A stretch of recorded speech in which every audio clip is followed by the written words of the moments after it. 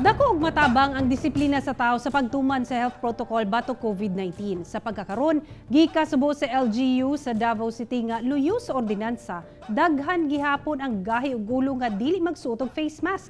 Dugang detalye sa live report ni Sheila Vergara Rubio. Sheila. Sara paday nagapahimangno ang kapulisan ngadto sa publiko nga padakpon nila ang padayon nga nagamagahi sa pagtuman sa pagsuot og face mask sa mga pampublikong lugar.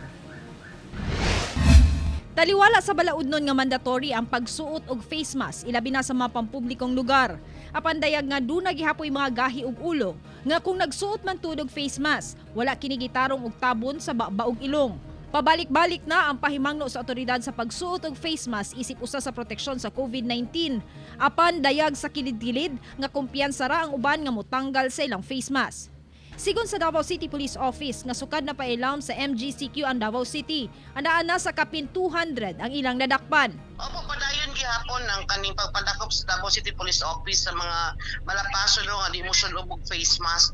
Nikabat na taog 256 ka violators jury lala sa MGCQ. Katong mga nagdili jud og wala ni suot aning face mask. Si Committee on Health Chairperson Councilor Mary Josel Villafuerte nag-ingon, tuod man daghan pagayod ang gahi ug ulo busa, kinahanglang pahugtan pa ang implementasyon sa pagdakop sa mga malapason. Gikinahanglan usab ang hugot nga monitoring sa matag barangay kung asa makita ang mga malapason.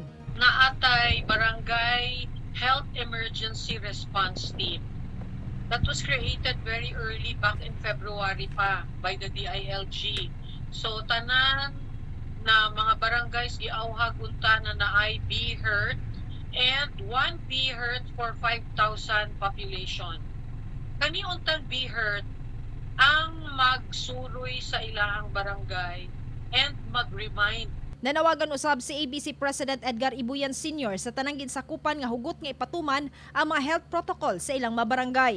So nagatoy observation sa barangay nung atong ginapungon atoy nagpahimo og memorandum sa tanang kapitan karon nga country executive order number 55 ni Mayor kina magsulong yung face mask no mo tong ang atong mugahin tag BDF na to man no pwede naman ibutan dito sa COVID bitong nga kinahanglanon no always kita nagaparekorida natay ginapatuyok-tuyok nga sakya na pahinumdum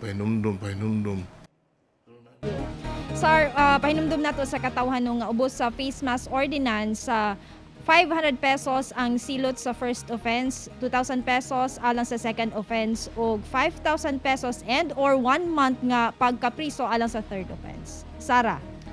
Okay, daghang salamat Sheila Vergara Rubio.